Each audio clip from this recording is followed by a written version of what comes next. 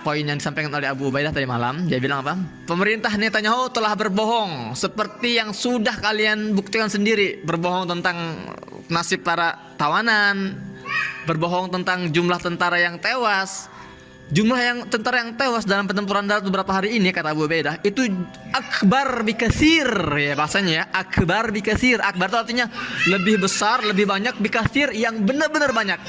Artinya kalau Israel itu menyebut 20 tentara mereka yang tewas, ya, kalau dikatakan akbar bikasir ya mungkin bisa sampai 100 lebih, ratusan lah yang tewas itu. Kalau dalam perhitungan para pejuangnya gimana enggak gitu kan. Sudah 20 lebih, sudah 130 lebih tank-tank baja dan kendaraan militer Israel itu yang hancur lebur di tangan para pejuang. Itu kita baru bicara pertempuran darat di wilayah selatan, ya, artinya di wilayah Gaza. Gimana dengan yang di wilayah utara itu yang lagi dibantai juga oleh pasukannya Hizbullah itu? Itu banyak dan untuk pertama kali hari ini, hari Jumat ini, untuk pertama kali Hizbullah menggunakan drone-nya untuk menghantam ya, menghantam pasukan darat Zionis Israel. Jadi Israel ini benar-benar sekarang tuh sedang kacau balau, sedang lemah-lemahnya gitu loh. Memang dari awal ya slogan atau yel-yelnya para pejuang di Gaza itu dalam menyemangati sesamanya itu mereka mengatakan bahwa inna junuda Israel auhan min baitil ankabut. Bahwa tentara Israel itu lebih lemah dibandingkan rumah laba-laba. Bayangkan laba-laba segitu lemahnya kan? Itulah Israel, lemah sekali sebetulnya. Dan itu yang sedang terjadi hari ini. Dibongkar semua kebohongannya, dibongkar semua imajinasi dan khayalan tingkat tinggi mereka gitu kan. Luar biasa. Nah teman-teman, ada yang menarik. Apa sih yang mau dicapai oleh Israel? Mereka sudah kalah dan semua pengamat militer, bahkan para media-media Ibrani Israel itu sudah mengakui kekalahan Israel dari Gaza. Nah sekarang apa yang sedang mereka perjuangkan? Mereka sedang mencari namanya itu surat intisar, ya, gambar kemenangan. Apapun itulah mereka sedang mencari.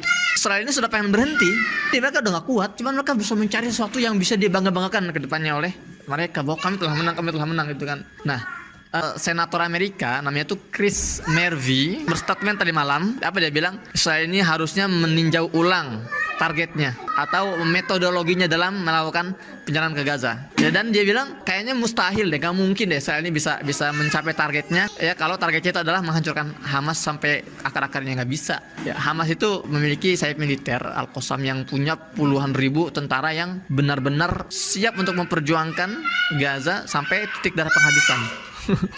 Jadi sulit sekali ya. Kita lihat hasilnya sekarang, berbagai episode pertempuran darat di berbagai sisi, dari timur, dari wilayah barat, dari wilayah tenggara, dari wilayah barat laut, itu semua berhasil dimenangkan oleh para pejuang sejauh ini. Dan hebatnya apa kata Abu Ubaidah tadi malam, para pejuang ini berhasil menghancurkan tank-tank baja dari jarak 0, ya, kemudian juga menggunakan roket-roket Yasin 105, dan mereka semua berhasil kembali. Mereka semua berhasil kembali ke base, ke pangkalan, ke terowongan, ya, dengan di cover oleh roket-roket Hound. Jadi ketika mereka balik itu dihujani Hound, mortir gitu kan, agar para pejuang ini bisa kembali dengan selamat. Masya Allah. Jadi sekarang psikologi tentara Israel itu benar-benar lagi drop banget. Gimana enggak, mereka sekarang lagi dibantu oleh marinir Amerika yang katanya tentara paling kuat. Itu kau juga. Mereka terbebak belur, mati-matian, terbunuh banyak, tewas. Pampers mereka tidak bisa melindungi mereka ternyata. Jadi mereka sedang mental down banget. Udah, kita nggak kuat, kita nggak mungkin bisa gitu. Di sisi lain Netanyahu ini masih bersikeras, masuk, kita harus menangkan. Makanya kata pengamat ini, dia bilang ada dua. Pertama, Netanyahu melanjutkan serangannya ke Gaza, ya, mengejar impian fantasinya, tapi konsekuensinya akan lebih banyak tentara-tentara mereka yang terbunuh oleh para pejuang Gaza. Ya, dan juga akan lebih banyak roket-roket para pejuang Gaza yang menghujani wilayah Tel Aviv dan sekitarnya. Itu pilihan pertama. Artinya enggak, sekalipun mereka mengorbankan ratusan ribuan tentara mereka nggak akan bisa menghabisi Gaza. Itu yang pertama. Yang kedua, berhenti sekarang dan menerima semua konsekuensinya. Tapi yang kedua ini berat. Kenapa? Karena kalau berhenti artinya kekalahan Israel hari ini adalah kekalahan Amerika. Itu yang harus dipahami. Ya, sebetulnya dari awal-awal agresi ini ketika sudah banyak korban jatuh di pihak Israel, tentara Israel sudah frustasi.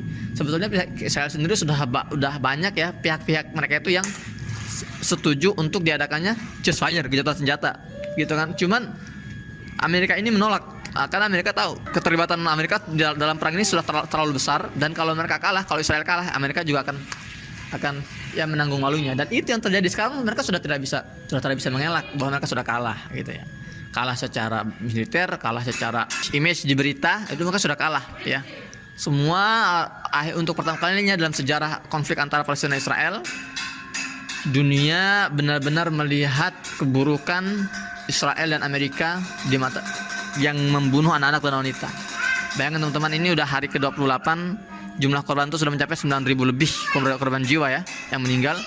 3.700 itu anak-anak, 2.000 lebih itu wanita. Korban luka sudah sampai 32.000. Kita lihat, dan 90% itu madani atau sipil. Dan mereka bersikeras bahwa kami mentarget para pejuang. Dunia sudah tidak bisa dibohongi lagi. Yang tadinya mereka ini sinis terhadap Palestina, sekarang mereka berdiri bersama Palestina.